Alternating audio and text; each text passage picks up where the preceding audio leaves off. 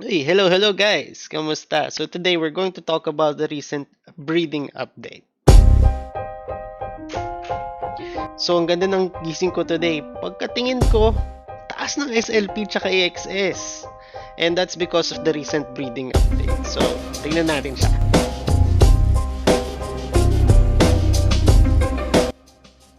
Ayan. So, kaka-release lang yan today.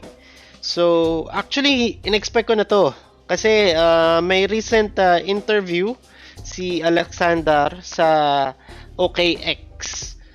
Actually, napaka-underrated ng video kasi ang konti lang ng views niya. Pero marami siyang nirelease na information doon. Actually, may dalawang malaking information siyang nirelease doon. Isa nga sa mga information na yun is yung may sinabi siyang economic update.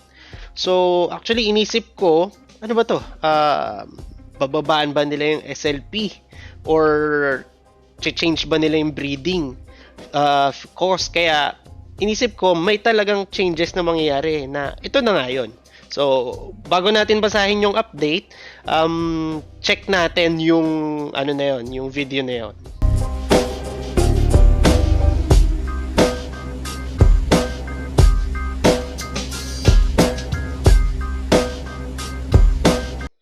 Ayan, ito siya. Wait lang ah. Technically, what I can say is that we're working really hard to scale on the game service side. So when we were, for example, when we're now releasing a new game server for the current battle game that we have, so that we can provide a service for more than 2 million daily actives, and that's probably going to be released sometime next week. Pretty excited about that, and then also some lighter economical changes. So that's related to the game specifically. And then when we look at the blockchain side, that's also going to be released a specific Ronin token. So that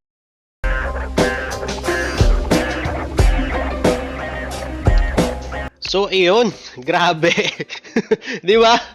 So, sabi niya nga, magre-release sila ng bagong game server for this current game mechanic or yung game natin ngayon. Tapos, secondly, sabi niya, we're gonna make some economic changes. Small economic changes na ito na nga yung breeding. I don't know if there will be more, pero ito na yung una sa mga sinabi niya or ito na yung sinabi niya, yung breeding change. Tapos meron pa, magre-release sila ng Ronin token. So other than SLP, AXS, so are we seeing this new Ronin token releasing sometime soon? Ewan ko. Pero I think i-release nila. Hindi lang natin alam kailan exactly. Pero baka soon. Mamaya, papakita ko sa inyo. So, right now, basahin muna natin yung breeding update. Okay, yan. So, sabi niya, breeding fee adjustment and Axie economics. So, ito 5 hours ago lang. So, sabi niya, in 24 hours, we will be updating the Axie breeding fee. So, hindi pa siya implemented in 24 hours. So, bukas pa siya. The AXS cost per breed has been reduced from 2 AXS to 1 AXS. So, feeling ko, each Axie 0.5 na lang yung kailangan. The SLP cost per breed have been increased to the following. So, dati mag-start tayo sa, actually, almost same lang siya from before. Pero ngayon, nag-start siya sa 600 SLP. So, one breed count, 600 to 900 and so on. So, I think, kung ako, baka makapag-breed, kasi dati nagbe-breed lang ko hanggang BC3. Ngayon, baka abutin ko na hanggang BC4 kung mababa pa rin yung SLP na medyo tumataas na now. Let's see kung makakahabol ako. Tapos sabi niya, the growth of Axie Infinity community has been incredible. Thanks to each and every one of your contributions. We value your commitment to our community and we want you to feel a sense of ownership of what we've built together. Some of you have voiced confusion, worry, and even frustration with the current volatility of the economy and in FUD.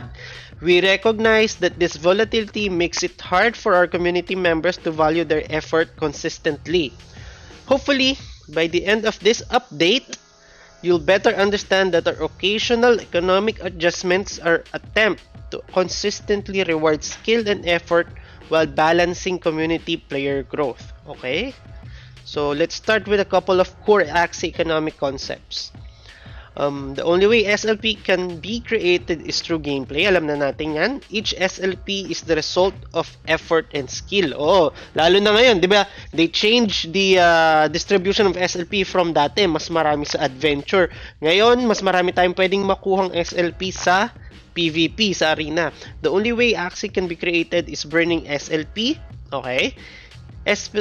Each Axie is proof that a human played Axie Infinity for a certain amount of time.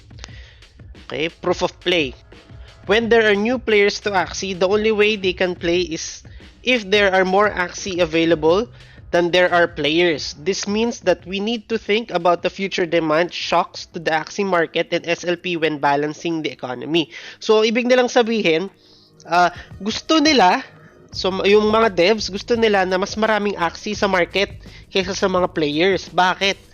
Para pag biglang dating ng mga players, hindi biglang magkakaroon ng issues sa marketplace, hindi biglang magkakaroon ng skyrocket na prices na nangyari nga last time. So, ensuring long-term sustainability for the economy will rely on a combination of player growth, new resources of demand for Axies, and external organizations subsidizing play to earn by sponsoring leaderboard seasons, tournaments, and more. So, dito sinasabi nila para magkaroon ng long-term sustainability, gusto nilang mag-rely sa mga bagong darating na players, isa. Tapos, pangalawa, new sources of demand for Axies.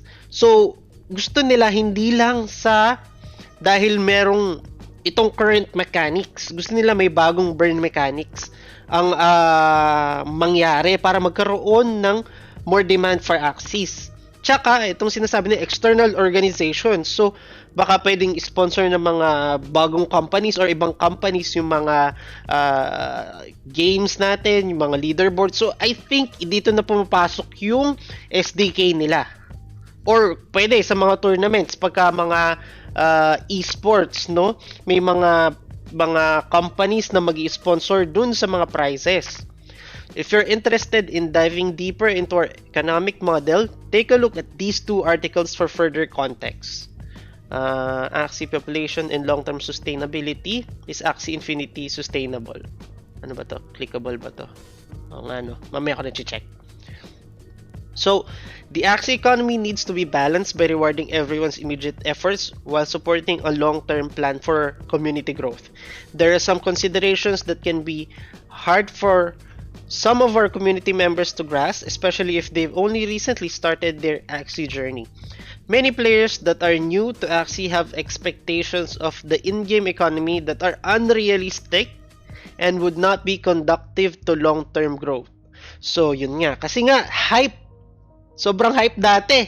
Uy, in 14 days, kita ako ng ganito. Kaso hindi nila na-anticipate na crypto ito, na pwedeng bumagsak yung SLP. So, kaya napaka-unrealistic ng mga goals nila sa game. So, thanks in advance for your understanding as we learn together how to balance the economy in both the short and long term. Ayan. So, sinasabi nila, tayong mga players, sana maintindihan natin. Axie's growth is cyclical, which means we need to take into account both current and future demand for Axies when we make economic adjustments. So, yun nga. Hindi lang tayo laging pataas, pababa din tayo. Actually, bago lang ako sa pag-invest ng crypto. Honestly, this year lang ako nag-start. At itong bear market na to, grabe. Kagulat. Pero hindi pa ako nagle-liquidate. Still hoping na tumaas yung mga investments ko or yung mga positions ko. So, dapat maintindihan natin yon. Ako, I'm learning it the hard way. So, asa na tayo? So, while our veterans have seen these cycles many times before, such as when Axie prices dropped down from 1 ETH to 0.002 ETH. Grabe, in 2019. Grabe yun, ha? It can be a bit unnerving for our new players. Sana hindi dito mangyari sa atin. Grabe. From 0.1 ETH to 0.002 ETH in 2019. Laking drop nun.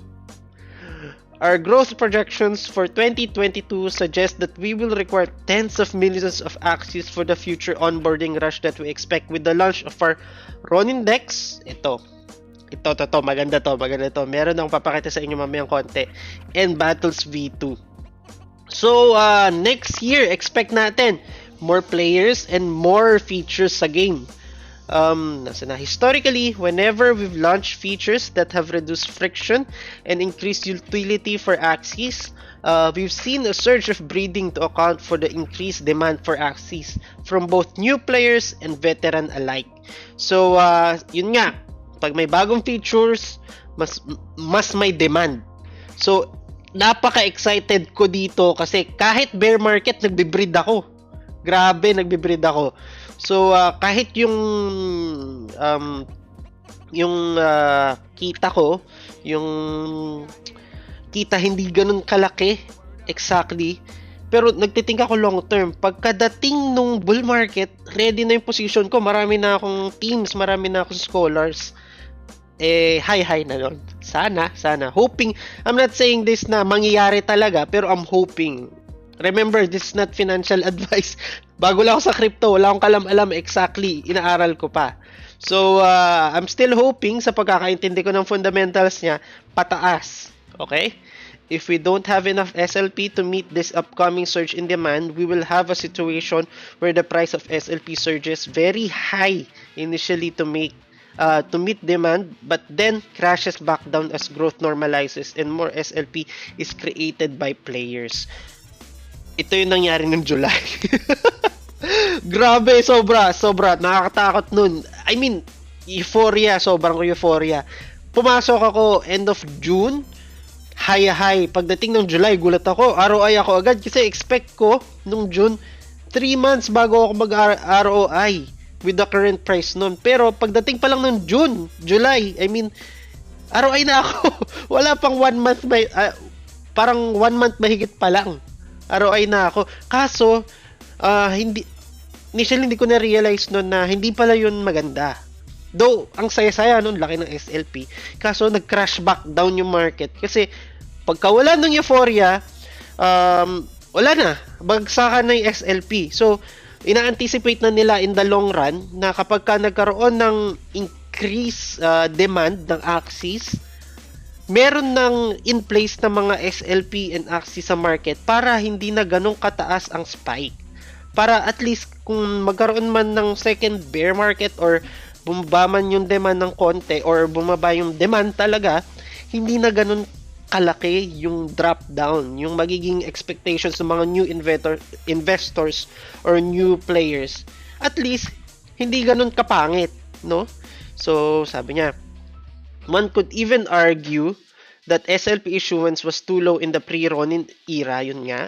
This created a massive surge in SLP price that was short-lived and ultimately caused unrealistic expectations around the Axie economy. Yun na. Yun na yung mga naki-hype lang. Actually, marami tayong ganyan. Actually, nung pumasok din naman ako dito, hindi ko rin alam yun. Ngayon ko lang naaral talaga. Inaral ko siya bago dumating, pero dahil bago nga sa crypto, hindi ko naisip yon. So, ngayon, at least kayo, yung mga nanonood dyan, marami na kayong resources. Sila Axie Hunter, sila Kuko Crypto, sila Attorney Libayan. Yan yung pwede silang mag-advise sa inyo. Good or bad. So, para alam nyo yung papasukan nyo. All of that said, we don't want this growth planning to disrupt your current efforts. Yun nga, we've been looking at data around the Axie breeding economy for weeks now, and this is what we've observed. Ano ba to? Supply and burned, minted, SLP supply left. Ayan. Kasi ito sa baba, yung red, yung burned, baba, no? Actually, tinitignan ko yan doon sa charting. Parang nasa 30 to 40 lang ang ano natin, nababurn daily. 30 to 40 million. Dati, mas malaki. Growth, while still strong, yes, has been slowing down due to concerns over an imbalance in amount of SLP minted versus burned per day. Oo, yan ang main concern ng mga players ngayon. Volatility in AXS and SLP prices cause large fluctuations in the breeding fee. Okay, oo. Actually, yung volatility hindi lang naman dahil sa dahil high ang minting ng SLP. Nandiyan yung ibang reasons ng market, lalo na yung Evergrande, no? Yung BTC bumagsak. So, sumabay lahat. Excess as a portion of the breeding fee has inflated, which has taken away from SLP's utility within our economy. AXS is now over 80% of the breeding fee. So, yun nga, ang taas na. AXS pa lang, 80% na ng breeding fee. Kaya nila binawasan to 1 AXS ngayon.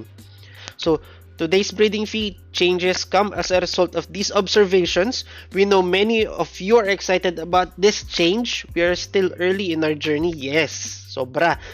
But we're learning every day. While we are currently making these changes manually, long term, we'd like to outsource management of the economy either to intelligent machines or inform members of the Axie community. We hope to ultimately implement an auto-balancing system that will adjust AXS and SLP portion of breeding fee to be both stable in dollar fiat terms in relation to each other. Interesting to ah. We hope to implement, sabi niya, auto-balancing system. So, feeling ko, meron silang set price ng mga Axies. Feeling ko siguro gusto nila nasa 250 to something lang. So, meron silang gusto sigurong implement in the future, not now, I think, na in the future, automatic na mag-change yung breeding cost, yung AXS and SLP siguro in the future para hindi masyadong tumaas yung presyo ng mga Axie. Feeling ko ganun ang gusto nilang gawin. So, okay to okay to. Kasi kung ang price ng Axie is ma-maintain or yung breeding cost, not the price kasi tayo ang magsiset nun, pero yung breeding cost kung parang magiging balance siya, napakaganda nito. So, this is a bit harder technically, yun nga, but something that we hope to roll out in the future, at least for now, as we experiment with creating a new digital economy. More active management from Sky Mavis may be required. Yun nga, more active management from Sky Mavis. Kasi yung ating economy, though in the long term, ang gusto nilang mangyari is decentralized. Pero honestly, it's very centralized pa. Kaya pang i-manipulate ng Sky Mavis yung breeding as of the moment. Kaya kailangan natin ng governance in the future. Pero right now, parang hindi ko pa gusto. Kasi most likely pag binigay na sa atin yung governance, ang gusto natin lagi na lang tumataas yung prices ng SLP, which is unhealthy para sa future natin. So, ito maganda tong update na to. So, I think nagbe-breed pa naman ako, pero mas magbe-breed pa ako ngayon. I'm holding my AXS as of the moment. Konti lang naman, wala pa actually 10. I'm holding it kasi feeling ko tataas pa yung AXS dahil dito. And ito, papakita ko sa inyo. Wait lang.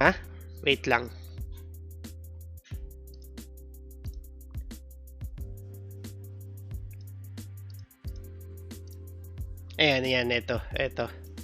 Panoorin natin ito. Grabe to. Ang ganda ng interview actually ng OKX. Sayang wala masyadong naka-view nito. This is the reason why I'm holding AXS as of the moment. And why you would, hold the token, especially as staking is coming up by the end of this quarter.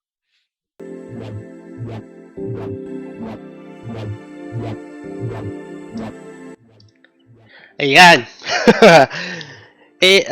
Staking will be coming by the end of this quarter.